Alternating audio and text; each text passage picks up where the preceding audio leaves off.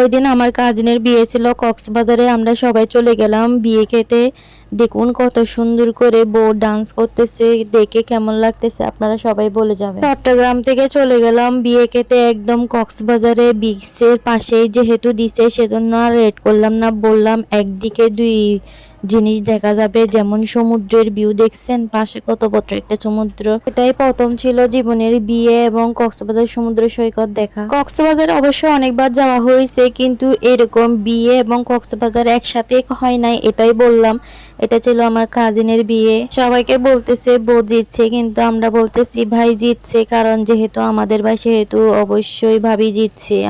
আমাদের ভাইরা সবসময় সেরা, আমরা বোনরাও সেরা। কিন্তু বিয়ের অনুষ্ঠানের পর্ব তো শেষ হচ্ছে না, কখন যে সমুদ্রের পাড়ে যাব আমরা যা অস্থির হয়ে গেছি। বউ তো একটার পর একটা অনুষ্ঠান লাগাইতেছে।